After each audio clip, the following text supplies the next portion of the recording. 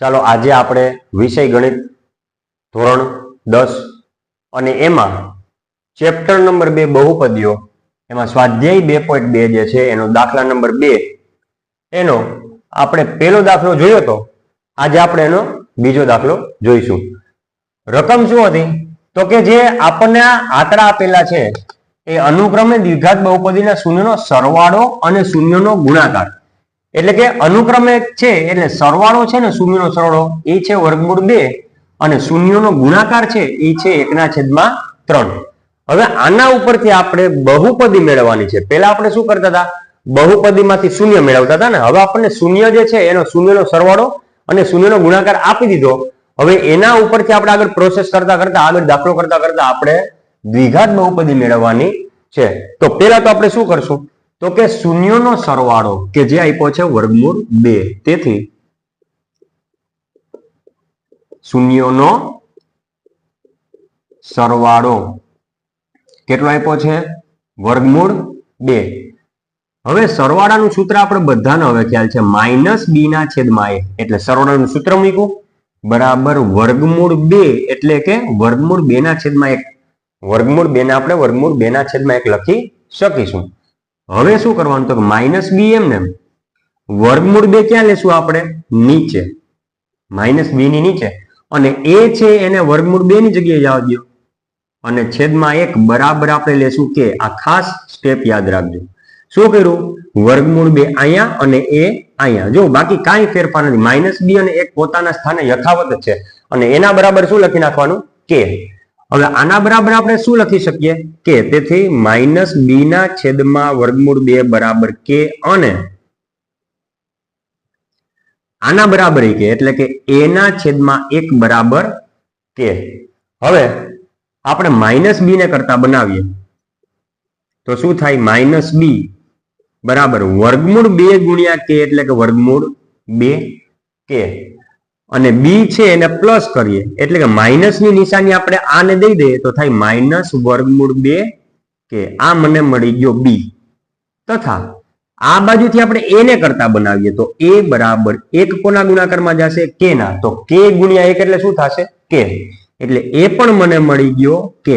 હવે પ્રમાણિત સૂત્રમાં આપણને ખબર છે કે ax² + bx + c બરાબર 0, એટલે કે a પણ જોશે, b પણ જોશે અને c પણ જોશે. અહીંયા આપણે a અને b મળી ગયા, તો હવે c શેમાંથી મળશે તો કે શૂન્યનો ગુણાકાર જે આપણને આપેલો છે એમાંથી. તેથી શૂન્યનો ગુણાકાર, શૂન્યનો ગુણાકાર હવે મને આપેલું છે કેટલો છે શૂન્યનો ગુણાકાર 1/3. 1/3. હવે શૂન્યના ગુણાકારનું સૂત્ર છે c/a, તો ગુણાકારનું સૂત્ર મૂક્યું c/a બરાબર આ બાજુ આપણે રકમમાં આપ્યું 1/3.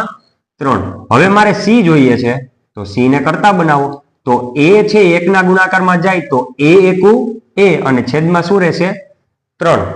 હવે c બરાબર a ના સ્થાને આપણે શું મૂકી શકીએ તો કે a ના સ્થાને આપણે k મૂકી શકીશું. તો a ના સ્થાને આપણે મૂકીએ k અને છેદમાં 3. અહીંયા આપણે કારણ રજૂ કરવું હોય તો કરી શકીએ, જ્યાં a છે એના બરાબર આપણે શું લીધેલું છે k, કારણ તો કે અહીંયા મને a બરાબર k મૂલ્ય મળ્યું છે એ માટે. હવે c પણ મળી ગયું, c બરાબર k/3. હવે પ્રમાણિત સૂત્ર પરથી ax² + bx + c બરાબર 0. આ છે આપણું દ્વિઘાત બહુપદીનું પ્રમાણિત સૂત્ર. હવે a ની જગ્યાએ આપણે શું મૂકશું તો કે હમણાં બધું જે છે કૌંસમાં મૂકવાનું, સાથે x² + b એટલે મૂકશું આપણે -વર્ગમૂળ 2k, કૌંસમાં જ લખવાનું -વર્ગમૂળ 2k, અને સાથે છે x અને વત્તા c એટલે છે k/3 અને બરાબર 0. હવે કૌંસ આપણે છોડશું, જો k ગુણ્યા x² એટલે kx² વત્તે ઓછે ઓછા વર્ગમૂળ 2kx એટલે કે વર્ગમૂળ 2kx અને વત્તા k/3 એ અચળ પદ તરીકે એમને રહેશે k/3 અને બરાબર 0. હવે અહીંયાથી આપણે કઈ રીતે કરવું તો કે છેદમાં જે છે આપણે 3 આંકડો આવ્યો તો એને હવે આપણે લસા તરીકે લઈ શકીશું. તો છેદમાં લસા તરીકે આપણે કોને લીધા 3. લસાનો મતલબ એવો થાય કે બધાય પદ જે છે એના છેદમાં લસા તરીકે 3 ગોઠવાયેલો હોવો જોઈએ. જો ન હોય તો આપણે પ્રોસેસ કરીને આપણે એને 3 ગોઠવવો પડશે. જેમ કે જે kx વર્ગના છેદમાં 3 નથી તો છેદમાં કેટલા વડે ગુણવાના? 3 વડે. તો અહીં અંશમાં પણ કેટલા વડે ગુણવાના? 3 વડે. તો 3kx વર્ગ શું થશે? 3kx વર્ગ ઓછાના ઓછા. હવે અહીંયા વર્ગમૂળ 2kx જે છે એના છેદમાં પણ 3 છે નહીં. તો છેદમાં કેટલા વડે ગુણીશું? અહીંયા આપણે 3 વડે. તો અંશમાં કેટલા વડે ગુણીશું? 3.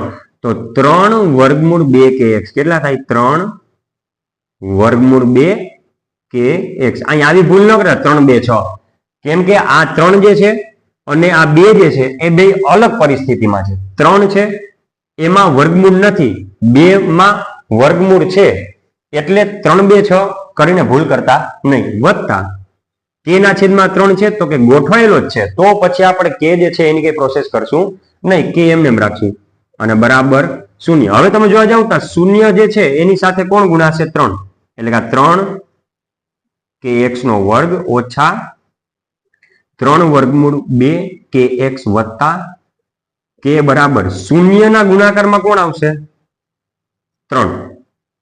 તો 3 kx વર્ગ ઓછા 3 વર્ગમૂળ 2kx વત્તા k બરાબર 0 ગુણ્યા 3 એટલે કેટલા થાય? 0. હવે આ બધામાં જોવું તમે k જે છે કે એ શું નીકળે છે?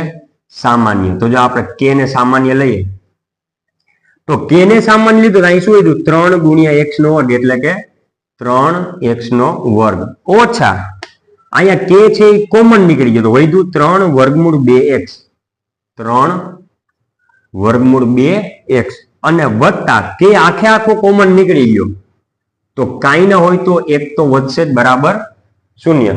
હવે જો અહીંયા તમારે જે છે ને જવાબ તરીકે બહુપદી મળી ગયું અહીંયા, પણ છતાં પણ હજી એક આગળ સ્ટેપ જો તમારે કરવું હોય તો 3x નો વર્ગ ઓછા 3 વર્ગમૂળ 2x વત્તા 1 બરાબર 0 છે. 0 ના છેદમાં શું આવી જાય? k. તેથી ફાઇનલ જવાબ આપણો મળ્યો 3x વર્ગ ઓછા 3 વર્ગમૂળ 2x વત્તા 1 બરાબર 0 ભાગ્યા k એટલે કે 0. તો આ જે છે એ આપણી માંગેલ દ્વિઘાત બહુપદી છે. તો અહીંયા આપણો બીજો દાખલો જે છે આપણે કમ્પ્લીટ કરીએ છીએ.